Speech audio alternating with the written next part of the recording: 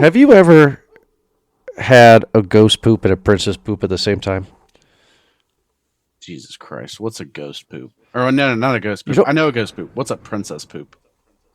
You've never experienced a princess poop in your life? I mean, maybe, but I don't know what it means. Okay. Well, you had. So you know what a ghost poop is, right? Yes. You go, it's gone, right? It vanished, right? Yup. A princess poop is you struggled, right? I mean, like, you worked for it, right? Mm-hmm. And you know, it's just going to take half the roll. It's going to be messy. But the first wipe, clean. Nothing on the paper. It's princess poop. Okay, that's it for the show today. I hope you all have a great day, and we'll see you next week for the Movie Guys podcast. Thank you for downloading our recent episode. For more episodes like this, go to movieguyspodcast.podbean.com for more episodes. Enjoy the show. Hello, everybody, and welcome to another awesome episode of Movie Guys Podcast. Today we're talking about Roofman, based on a true story. I've never heard of this true story. I think I was a senior in high school when it happened, so I didn't pay attention to the news. Chad, how the hell are you doing? I want to be Roofman. No, you don't. Yeah, I wanna live on the roof like Roofman, because that's the name of the movie, and that's exactly what he does. He lives on the roof, and that's all. First time a movie actually does it. Yes. The end. This is the title. This is what he does. The end. Great story. A+. 10 out of 10 tomatoes. That's how that goes, right? No, not quite. Not quite. But we're going to talk about it. Yeah, have you heard of this story? This was like an 04, 05 is when this stuff happened? Yeah. I was a senior. Yeah, same. I didn't care. Yeah, we graduated in the same year. Right. I feel like I've heard of it, but there were so many details.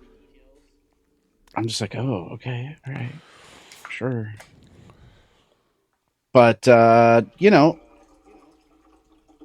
Channing Tatum, okay, setting the bar high. We have a A-lister in our movie. Well, I mean, Channing Tatum, A-lister, yeah, A-lister. Yeah, he would be Peter Dinklage, and also Kirsten Dunst. Mrs. Spider-Man. Mrs. Spider-Man. I mean, like, you got three names there. The director, though, however, Derek Chanfrance, I can't say that name right.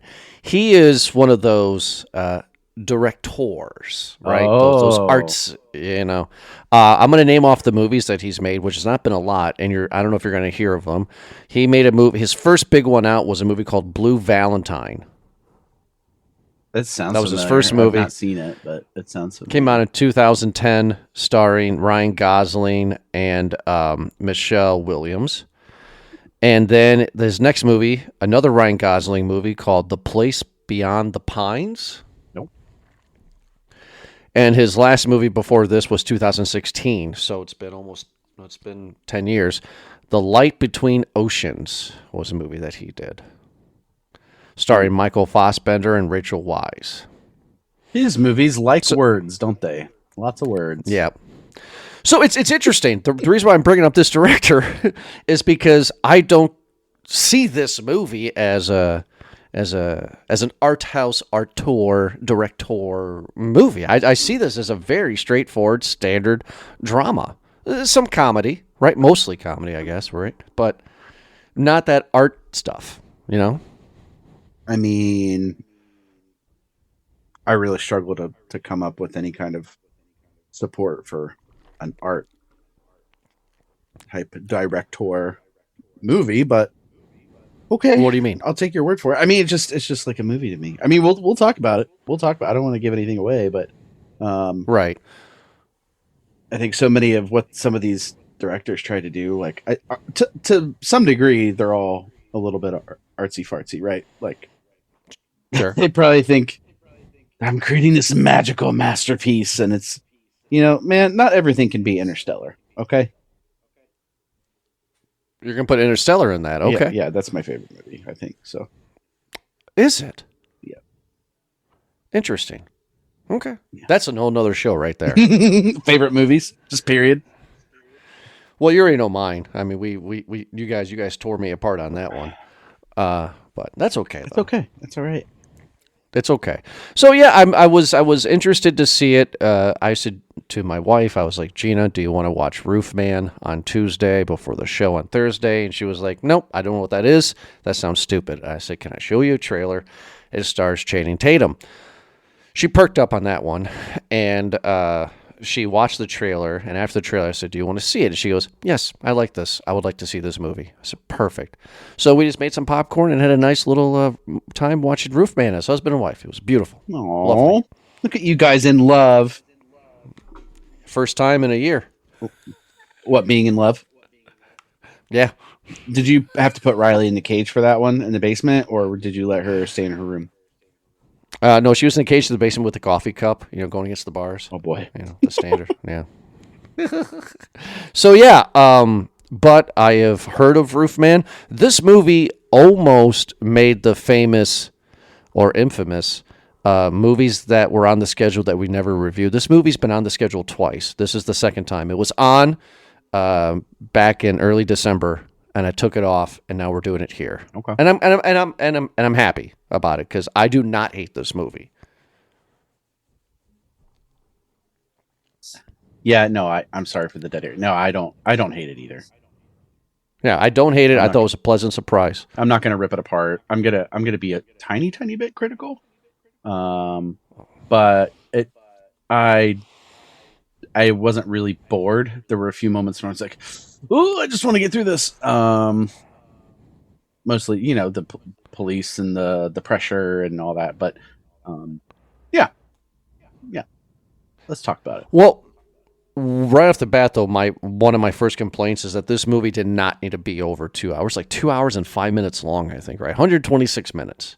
Yeah, it felt a little long. They probably could have cut some development out. I feel like they did just about what they needed to in Toys R Us. But that's when you get all the other pieces, too, of him developing a relationship and whatnot. But right. Yeah, so you're right. So when we get into it, after I watched the movie, I Googled the real guy. And this is one of those rare instances, I don't know if you got a chance to Google them or not, where the movie is not really that far off. Of course, they have to change some things here and there. But Kirsten Dunst's character, Leigh, that real person, is real. That's her real name. And she was interviewed and said, it's like 80% true. yeah, I did get a chance to review her and the case a little bit. And can I just say, like, police here recently are doing a lot to embarrass themselves and Sure. call themselves into criticism, to say the absolute least. But this is like a totally different level of embarrassment. Because, are you kidding me? This guy gets out of prison and he stays basically in the same area. It's brilliant. And nobody recognizes.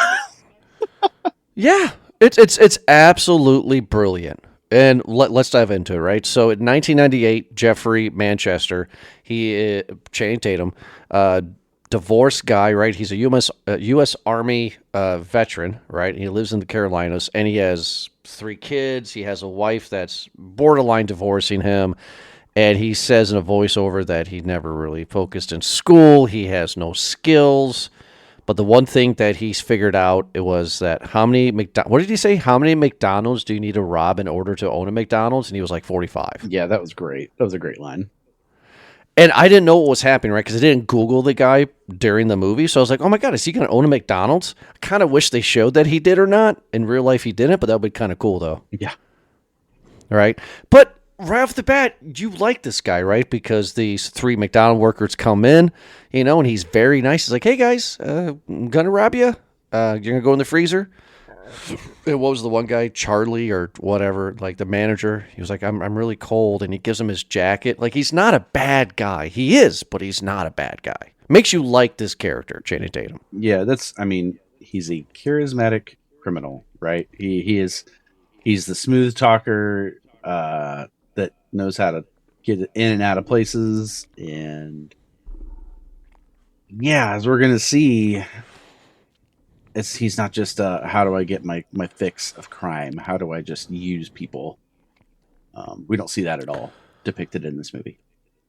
No, but that's what happens in real life, right? He was definitely a salesman, a smooth operator, right? Mm-hmm. Like in real life. He manipulated people, but they call him the Roofman. News was all about it because he would rob McDonald's and he would get in through the roof, which early 2000s, they did not have security cameras on the, parking lots. The world has changed a lot since then. There are way more cameras in places now because of insurance and liability. I'm pretty sure you could probably talk about the insurance piece of that. But they're going to want footage of nothing at all rather than risk there not being cameras and stuff going down. Not just crime, but like stuff in the parking lots, whatever it is. Mm-hmm. You got to have it. So I love that they kind of capture that spirit of the movie. Like, it's just different. It's a different time. Which is amazing because it's only, 20 years ago, right? So 21 years ago. But how much, like everything is camera. Everything's recorded. And this guy can just go into 45 McDonald's. And he had nothing, he said. But then the next scene we see him, he's in this very nice house in a very nice suburban neighborhood, metaphorically giving his kid a pony for their birthday. Right. Like this guy has everything at this point. What I want to know is, and the movie didn't tell us, and I don't know if I missed something when I was reading, and if you know, cool, because I would love to know, but if you don't, that's cool too. But how did the cops catch him this time in the beginning? Like, did somebody rat him out? Was there DNA? We don't know in this movie. Do you know? I don't know how. If I had to guess, it had to be because he gave his coat. There's probably something in that, or I don't know if he didn't have a record before this, right? So it's not like it's not like any of the crime shows where they're like, we found a hair on his coat and we took it to the lab and then we found this guy. Like, I that's don't know that. That's what I'm wondering. I kind of assume it's the coat because I mean, if you're doing a crime, you're not really supposed to leave anything behind, right? That's like crime 101, probably. Don't leave. Right, but what would be in the coat? Like DNA, hair follicle, stuff like that? Well, whatever. Maybe a receipt or something. It's really hard to tell. I'm really pulling at strings here, but... no, pull from... Yeah, you're doing what the movie's telling us. Yeah, you just kind of read between the lines and be like, yeah, that act of kindness probably cost him. So then, end of movie real quick. If he was a nice guy, but not that nice of a nice guy, and gave him a coat... Do you think he would have gotten away with the 45 McDonald's? Because this guy's not that bright. He would have kept on doing it. He probably would have kept on doing it because there wouldn't have been something to happen that would force him to stop doing it, right? Mm-hmm. Right. So then we also get introduced to his military friend Steve, right? And Steve tells the audience, not him because he already knows, him meaning Channing Tatum, but Steve is telling the audience that, yeah, Channing Tatum's character is stupid, dim-witted, if you will, but he has one superpower. And his superpower is a skill of observation. He can just see things. Ooh. Right. Okay. That's just what he says. Anyway, so eventually he gets caught, runs away from the cops, and this is where I find this to be completely ridiculous. Again, this is true, I guess, but so help me understand this. He gets arrested, and they said that, they, meaning the judge, said that we can't prove that you did the other McDonald's, but we know you did, so we're giving you 45 years? Is that for 40 McDonald's and then the 3 victims? I didn't get that way. It was like 180 months because it was like armed robbery on 3 people at that one McDonald's. That's a little excessive, don't you think, for just... I'm not trying to say it's not. It is, but it's robbing a McDonald's. He's not like 45 years. Well, okay, so here's the thing. I think in today's world that would probably be challenged. Yeah. I know it's armed robbery, felonious armed robbery, probably. We're talking also North Carolina. South is a little bit more conservative, a little bit harder on crime. I think it's somewhat within reason. It might be a little bit excessive. A little excessive. 40, almost 50 years for robbing McDonald's. He didn't kill anybody. He didn't hurt anybody. He just took the money and he put people in freezers. Now, if they would have said that people, yeah. The moment you add that gun, that's it. It won't matter if they say he's the nicest guy in the world and he would have never shot us. He just had it to prove a point. The whole point here is that if you add a weapon, especially a gun, that amps up that charge that much more. Okay, thank you for explaining that. That makes somewhat sense because he has a gun and they don't know if it's loaded or not. I'm going to assume it's not loaded because he seems like that kind of guy. Okay, so he gets 45 years. So he goes to prison. He loses contact with his family. His wife has nothing to do with him, and he has this nice relationship with his daughter. Again, another reason why, like you be a member of the dad's club, right? Like he's a good dad. He tries to be. He seems to care about his daughter at this point in the movie. I have gripes about that as the movie goes on, but. So he says something that I feel is true. I don't know if it is, but it's my opinion. He says, how you escape from, and I'm sorry if I'm terrible at this, but he says something like, how you escape from prison is by knowing like people's routines and stuff or something like that, because he just observed everybody. He's using his superpower. Mm-hmm. Yeah. He said something like you escape through the people here. There you go. Thank you. Appreciate that. Yeah. And he comes up, which I guess is true. He comes up with a damn good plan. It was quite clever. Yeah, I didn't quite know how he was going to do it. I mean, obviously, once he pulls it off, you're like, oh, shoot, look at you. Just in a matter of, I don't know how much time had passed between him getting in there and escaping. Did they say? Did I miss that detail? So... From what I've read in real life, not this movie, in this movie, I'm assuming a few months because of the age of the daughter, but in real life, he was in prison for 4 years, and then he escaped. Oh, wow. Okay. Which makes logical sense because in 1998, he was captured. So 99, 2000, 2001, 2002. So this happened in that time frame, right? But the plan and how he escaped was he works at this very, low security kind of prison, because he didn't kill anybody, and he's like this mechanic who works in a mechanic shop, a maintenance shop, and this delivery truck comes in every day, I'm assuming it's every day, to where he pinpointed what underneath it looked like, how he can go underneath it, underneath the truck. He saw the guards having the little magic wands with the mirrors to see underneath the truck. He figured out, hey, if I get a piece of plywood, paint it black, and I put it up there, I can ride on top of that plywood underneath the truck. Very smart plan. I liked it. It was great. Yeah, I kind of wonder if there was ever a copycat. Someone ever saw this movie and they're like, oh, shoot, that gives me an idea. Right. This is a lot better way to escape prison than how Andy Dufresne did. Yeah. I don't want to do that. Yeah, no, we're good. That's 500 football fields of human shit. Thanks. No, thank you.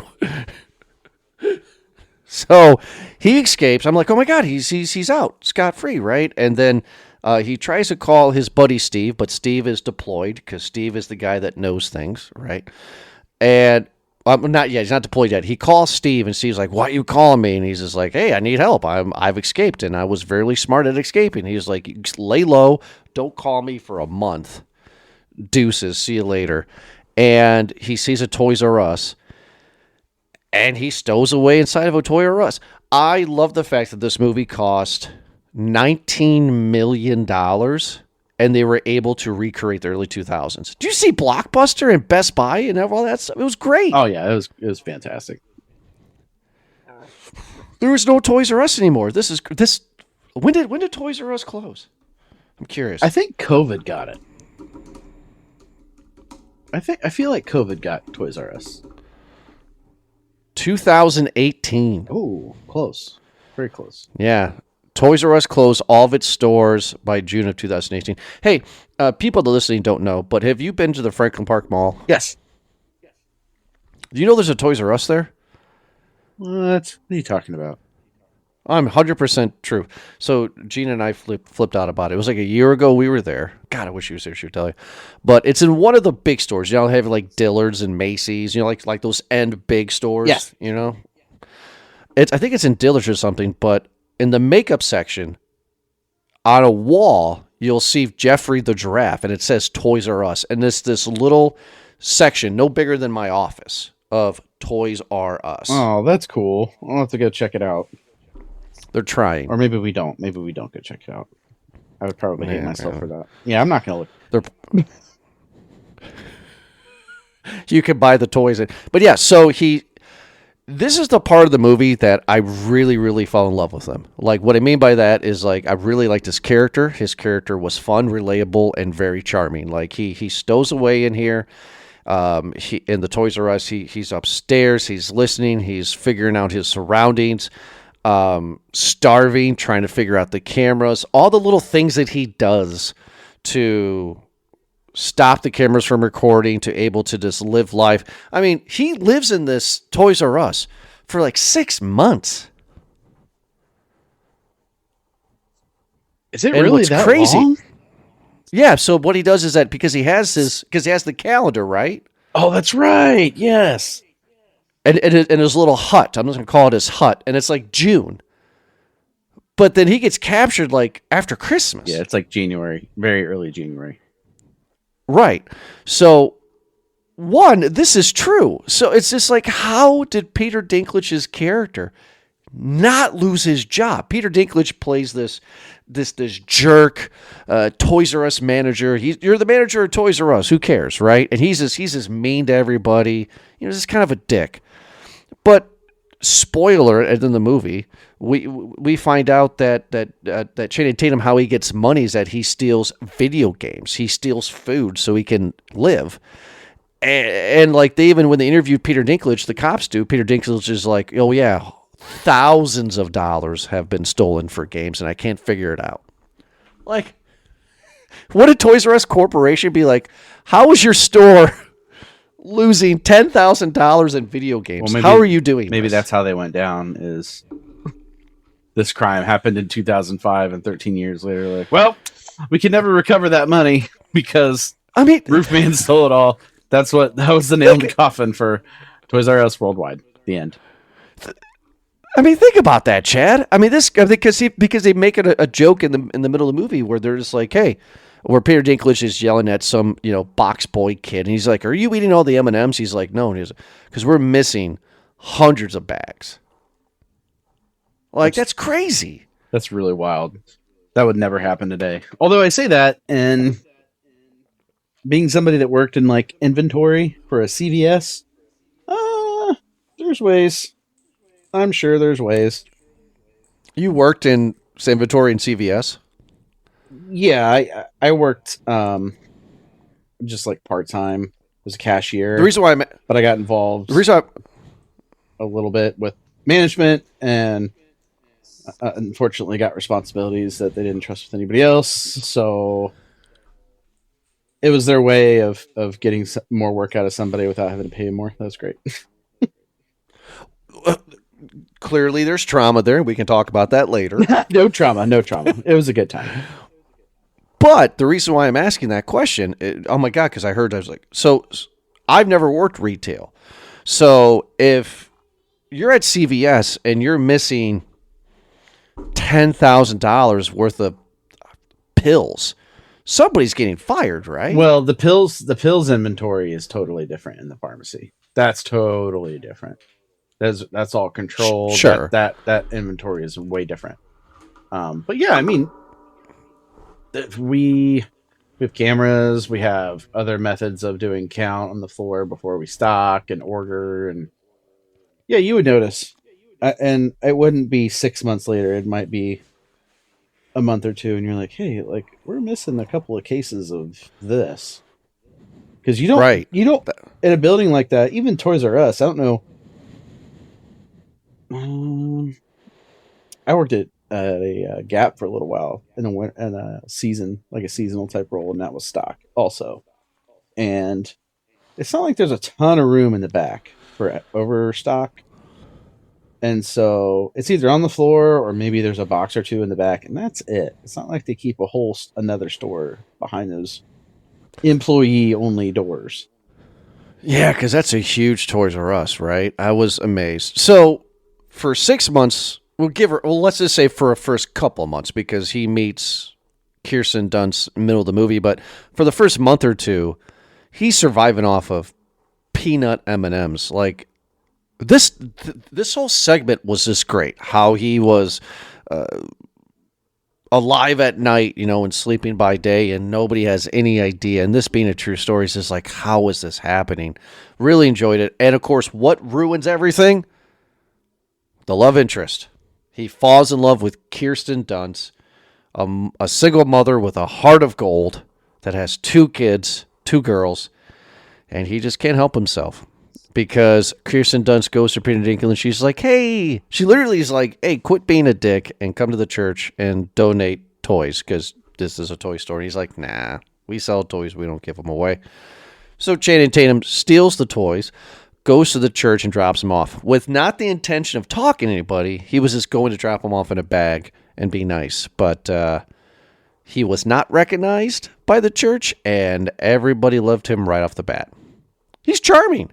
Well, yeah, that's the whole point. Stuff. That's the whole point of his character, right? He's charismatic. He can get in and out and not really make anybody suspect. But yeah, that's the dangerous part. Like Bud, you got to keep a low profile, but that heart inside of him, you just got to have human interaction.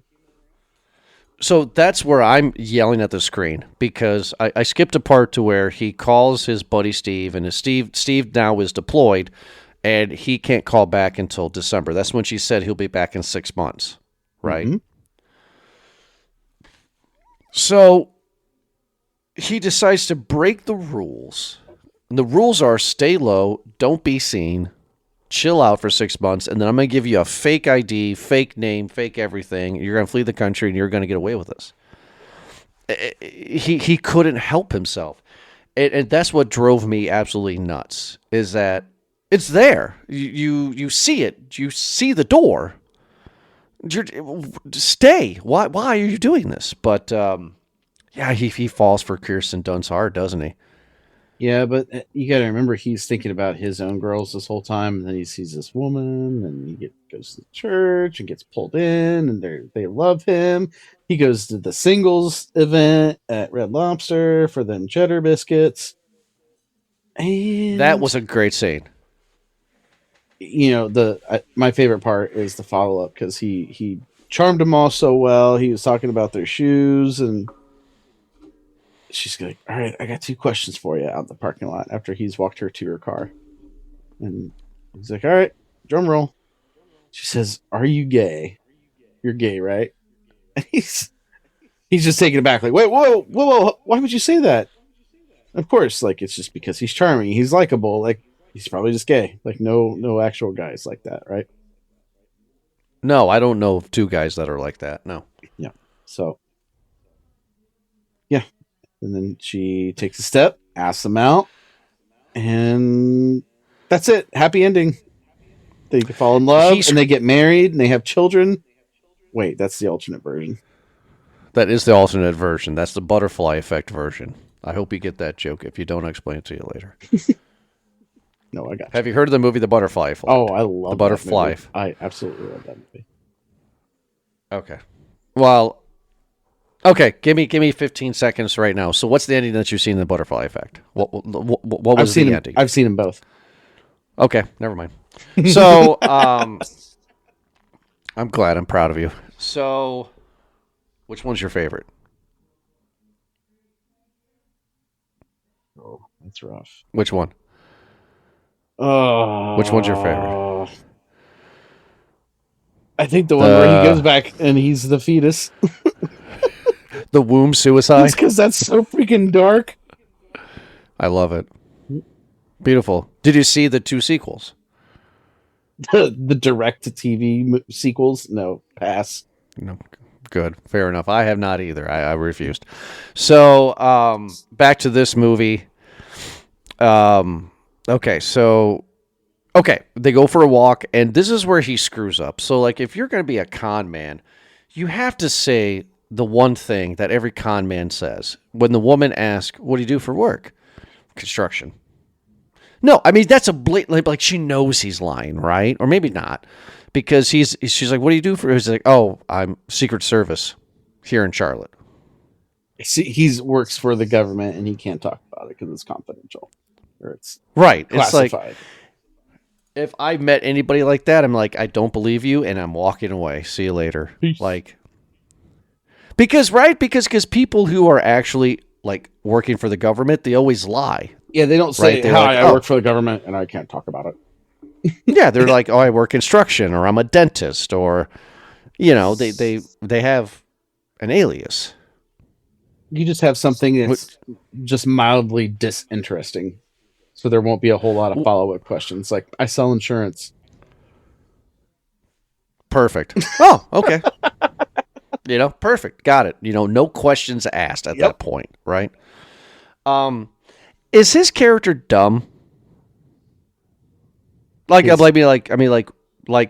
the jury, find the defendant dumb. Like, is he? I'm gonna guess you have some reasoning for that comment. I think he's just a dude, and he's just sad that he's not with his family, and he sees this. He's got to burn time, so why not just spend some time with this woman? But see, that's what I'm saying. Is like, I call BS that he misses his real family. Not once. After we see a heartbreaking scene of him escaping prison, and then he goes to this house, which you're not supposed to do because they all do that. And then he sees his daughter riding her bike on the street, and he's getting ready to go up and see her, but there's a dude in the car. Clearly she's bait. And then that's it. We never hear or see of her again. He's got he's got the picture, but I don't think he really busted out after he finds his new love. That's right. That's what I'm trying to say but it's not just, it's just the things that he says. I work for the government. He does stupid things. And isn't that the point behind the statement, though, that all criminals are dumb? I guess so. I mean, there's been some smart ones, though. I mean, look at Wall Street. Hey-o. But I'm just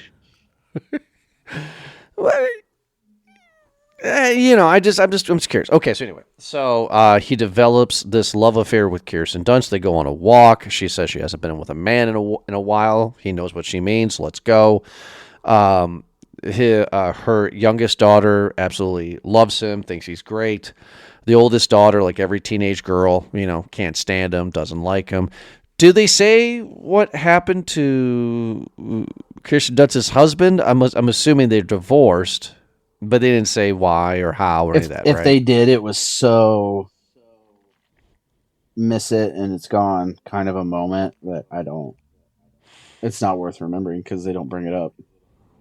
Okay, fair enough. So now this is where the movie just goes into this love affair. He is getting into society. He's starting to live a life that he's always wanted. I think that they're a great couple, Channing Tatum and Kirsten Dunst. I like them together a lot. They had a lot of fun. They seemed to get along. And what I liked about him, too, is that he was so calm. Even when, it was hitting the fan. He's just a dude, really like this stuff in the middle of just him just living life. And you want him to succeed because sometimes I forget in the movie, oh my God, that's right, he's a criminal. Yeah.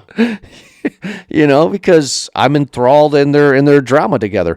So then what happens? So they start dating, this life happens.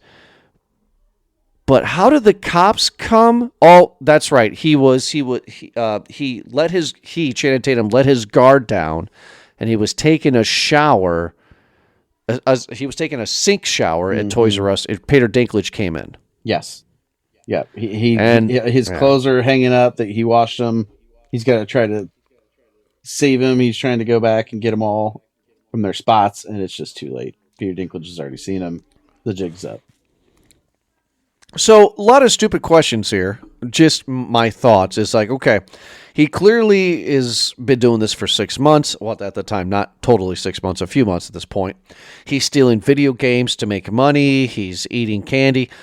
The money that he makes off of the video games, I mean, he was making some money. I mean, like that pawn shop owner gave him a couple of $100 and then some. For the first order, yeah, the first time you went. Why not go to a hotel? Or, I'm sorry, a motel. Well, right, because they don't check IDs there. I mean, that's gonna cost more money. You got to save your money for, because by the time he's getting ready to escape, fast forward, he's got clothes that fit him right. He's got shoes that fit him right. He's not depending on all this other freebie stuff that he's getting from Toys R Us. He's got his own stuff now. Yeah, but you would think that, every once in a while he would go to a motel and take a shower and have a nice bed for at least a couple of nights. But he's spending all that money on Kirsten Dunst and her girls. That's true. That's true. Yeah, buying him a car, which we'll talk about that. But, okay, so he gets caught by Peter Dinklage. He's the naked man. Peter Dinklage has no idea that he's been living there. The cops show up. They scope the place out. They don't even find his hut. Now, the movie doesn't show us or tell us, but I did Google this part. This did happen. He did get caught like that, right? But what did he do in real life? Did you read this? This is really interesting. Yeah, he got into a empty Circuit City building next door. And he camped in there. He went next door to Circuit City, which hasn't closed yet. And he did the same thing. So he has endless movies and video games to sell. Yeah. Like, oh my God. That's crazy to me. That's amazing. But I mean, if you think about it, the guys who did it originally, who slept in a department store of any kind, are the bad guys on Home Alone. When they stay when they sleep in the toy store to steal the money. That's true. That's very, very true. Unfortunately, though, they had a rock thrown at them, though, right? Yeah. Right. So anyway, he doesn't stay in a Circuit City, but he escapes. Where does he go? I'm trying to remember. Where does he go? It kind of blends together at that point. Like, he's gotten out. I think he stayed with her a little bit. He's staying with her, but where else? Is he going to hotels? Is he? But he came back. He came back. He did. Did he come back? He was still messing with the schedule, in the office.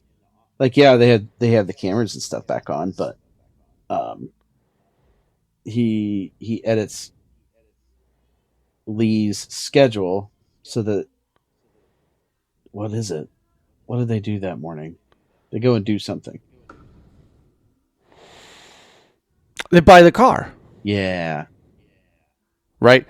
And this is where he kind of shows his hand, where I think that Kirsten Dunst kind of thinks that stuff is not right. Like, he takes the car, the teenage girl doesn't like him, she's being a teenager, and they get in the car and he just flies down the road and just is crazy. Now, he could say after all that was done, he was like, I'm so sorry because of my secret spy stuff. I'm used to driving like this. I was waiting for that line. It didn't happen. Yeah, it never comes. But he did give the teenage girl the confidence to drive. But then Kirsten Dunst did say, hey, don't ever do that again, bud. Yeah, like take it slow. Right. Take it slow. By the way, I don't know if you paid attention to it as much as I did, but we're both kids in the 90s. We both know what a Pizza Hut looked like inside. The camera was inside of the car dealership with the guy sitting at a desk with those windows and the brick. I was like, is that a Pizza Hut? Yeah, I thought he was at a restaurant at first. I was like, Perfect. Okay, good. I'm not crazy. Okay, I'm good. So gets the car, buys the car, and then this is where his buddy comes back, Steve. And Steve's just like, okay, bud, I need $50,000 to get you the fake stuff so you can leave. And he tells them the rules. He was like, don't say your goodbyes. Don't do A, B, C. Don't do it. Just get the 50 grand, pay me 50 grand, and you're home free.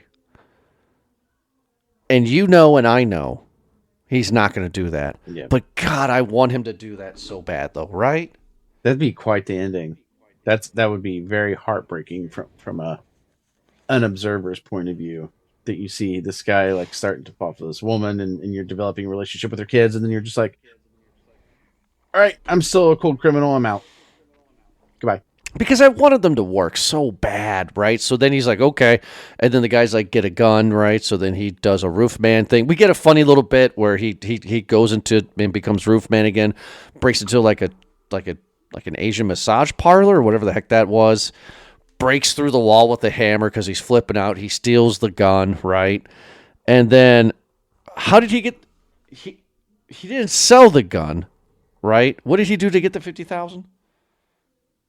Oh, no. It was the Toys R Us. It was the day after Christmas. Thank you. I'm so sorry. Yeah. So the day after Christmas, he goes to Toys R Us and he holds it up, right? Has a tit for tat with Peter Dinklage, right? A funny little bit with the paint, with the ink and the red face dye with Peter and the Dinklage. packages. Yeah. All right. And then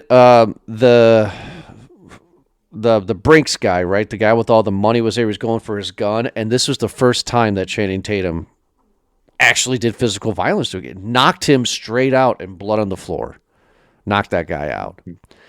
And Kirsten Dunst walks in. He turns and he sees her. He is in a mask. All we see is his eyes, and she runs away. Now, she's going to end up being his demise. But how in the hell do you think she knew it was him? The eyes. Okay, so I put on a mask and my eyes are exposed. You're going to tell it's me? They made love, Jordan. She knows him. You've looked deep into my eyes before. Well, I mean, you kind of know something's up because they're questioning her, and they say, "Did you recognize the eyes?" And she says, "No." But it's a weird pause. It's almost like she knows she's lying. She knows it's him. She just has that feeling, intuition, if you will. Sure. I don't like that. Oh. Because I wish we would have had the moment, which to make this a really big serious drama is like I wish we had the moment of her going home and saying, I talked to the cops today. This is what happened at work. And he's just like, oh my God. And then, she does that question and she's just like, do you really work for the government? He's just, and she just kind of beats it out of him essentially, metaphorically, of course. Yeah. And then he just pulls out the picture of his kids. He's like, this is my kids. I love my kids. I didn't mean to do this. I didn't mean to hurt you. I love you. I love your daughters. I'm not a bad guy. Please forgive me. Please help me get out of this. I got it. Come with me. That whole thing. I wish we got that. We didn't, because the next scene is that he goes back to Steve and gives Steve the $50,000. And Steve's just like, great.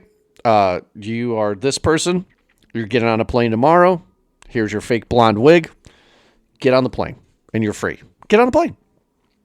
And then he's driving to the airport and his phone rings, his flip phone. We all had a flip phone, right? And it's her. He answers it. And the thing that drives me nuts, I was like, no, right?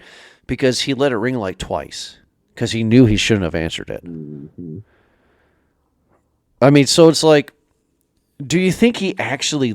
Yes, he did, right? Like, he clearly loved her. Because if he didn't love her, he wouldn't have answered that phone. Yeah. You don't be this criminal and obviously answer the phone like that. I mean, we saw him later, fast forward, when they're in prison, they have that little sweet moment in the meeting room or whatever it's called. Right. And there's tears and a lot of regrets, but yeah, no way. Right. So he answers the phone. She's like, "Hey." I mean, he could tell something was wrong, right? And he's like, "What's going on? You're breathing heavily." And she's like, "Nothing. Can you come? We have a dinner thing." And he's like, "Okay." He knows he's caught. So he willingly gave himself up. He shows up with a bunch of balloons. He goes to her door. As soon as she opens the door, the SWAT team comes. Boom, he's caught. He's done. He's in prison. I don't know how many years he has at this point in the movie. And then, like you said, like the movie ends with them having a moment. The movie ends and there's credits, though, where it says that where she visited him like 10 years later, and he is scheduled for parole in 10 years, 2036. Yeah, that's pretty wild. That, So much for yeah. 80 years or whatever he was set to serve. 45, right? So he was captured in 2004, so 20-something years, right? But he's eligible for parole. That doesn't mean he's going to get out. Right. It breaks your heart, right? Because, I mean, I really did like this guy. I thought this guy was just a dude like us, but he just made really bad choices. And then the choices that he made that were bad, he was given outs. And he just never would take it. It's frustrating, right?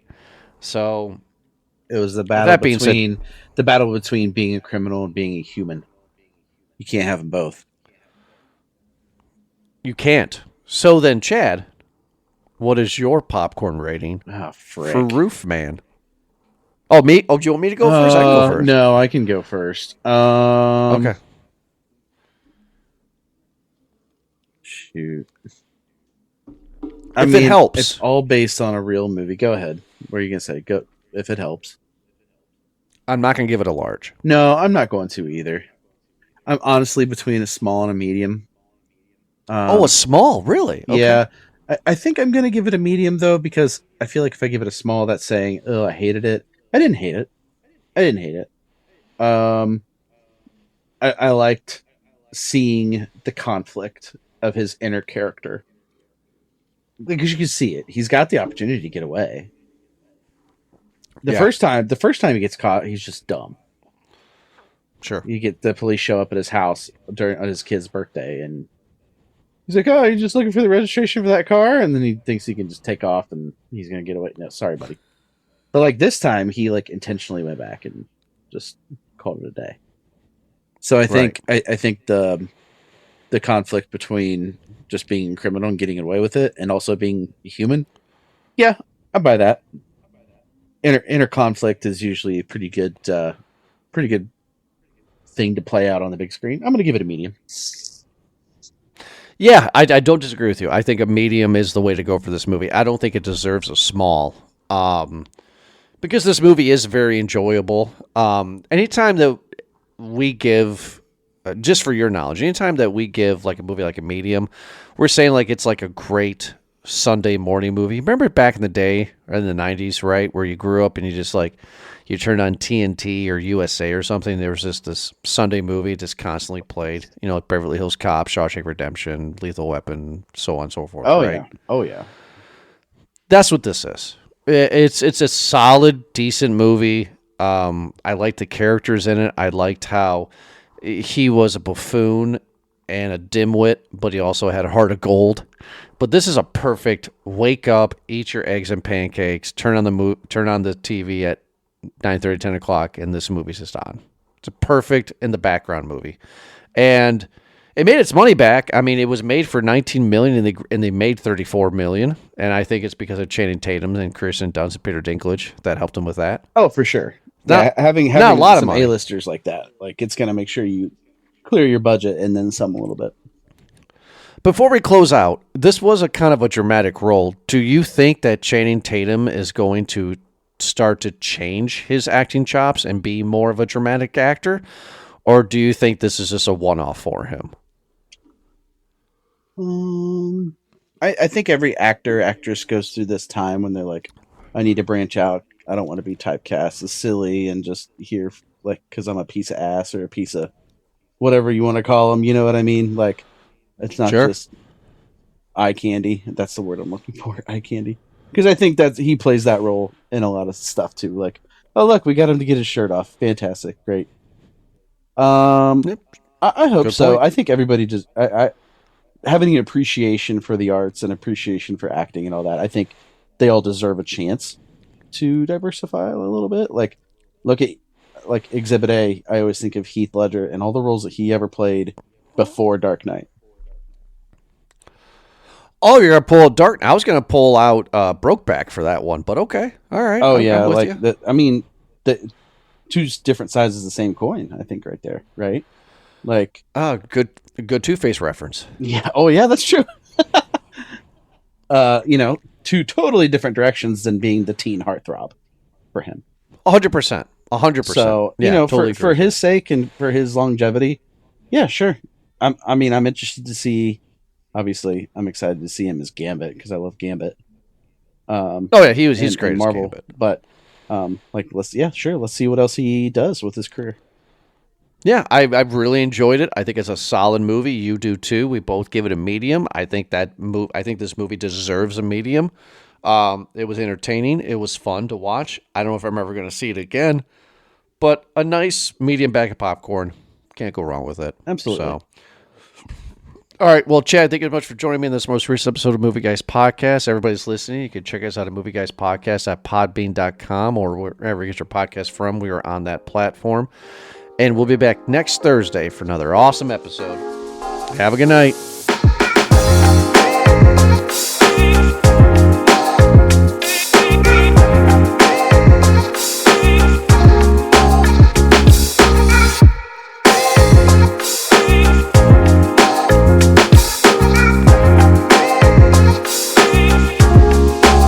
I got trust issues right now. I don't know. Trust issues with me? Just the world. You're in the world, so I'm your friendly neighborhood Jordan. Yeah, haven't I earned your trust in this year already? it's an early year. There's a lot of year left. 2025, bud. That's in the past, man. Everything resets in 2020 in the new year. It's true. It's true. What is your least favorite holiday? And by holiday, you mean like federal holiday, like that we get off and it's a big thing. And Let's just say like, like a big holiday. What is your worst, like your least favorite? I don't know that I have a least favorite. I feel like maybe I don't feel any kind of way about most of them. Like, obviously Christmas and Easter are big family things. Thanksgiving, I get it. Like, the other ones are just like days off, like President's Day. Okay. And it's just kind of like, okay, whatever. Like, what? Sure, whatever. I don't know. I've never really thought of it that way. I mean, if I had to bully on a holiday, maybe I'd say we cool down on Columbus Day a little bit, given his atrocities. Well, we already did. We called it Indigenous People Day. Do we? I'm not up to date on some of that stuff. I definitely should be, but Well, the reason why I bring this up yes, is God bless TikTok. There's this comedian. Don't know his name, don't know his whole bit, but there was this segment that I really loved. He was talking about holidays. And he was saying that Father's Day, if you've seen this, stop me, Father's Day is not even in the top 10 as most celebrated holidays in the world. okay. And he was just going off the list, and I thought it was hilarious. And so I Googled the list, and there's tons of lists. All of them pretty much are around the same, give or take, blah, blah, blah. But I wanted to tell you the top 11 Tell me. holidays. Okay. Number 1 is Christmas. Okay. Most celebrated in the world. Okay. Number 2, I'm looking at it here, is Thanksgiving.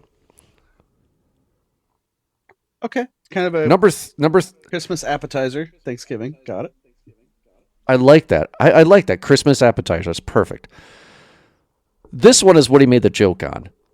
Ghost and goblins come before mothers and fathers. Halloween's number 3. That tracks. Then Easter. Whoa. Then number 5 out of 11 is Mother's Day. Yeah, that makes sense. Number 6 is New Year's Day.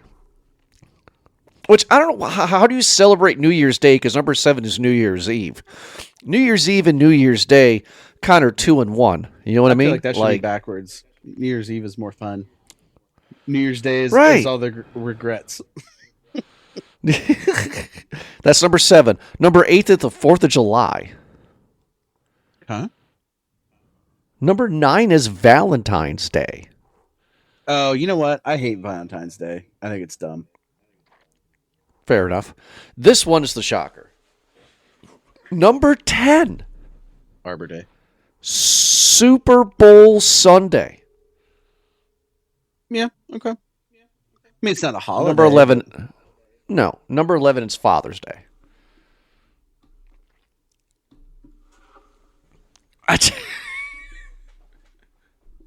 We're such pieces of crap. Like, we're after the Super Bowl. We're like Valentine's Day. Like, really? Mother's Day's number 5. Yeah. Okay. Why don't we get top 10? It should be Mother's Day 5, Father's Day 6, right? Well, ask, if this were in the format of Family Feud, 100 people were surveyed. Go ask those 100 people why they love their mothers so much more than their fathers. And I bet they've got their reasons.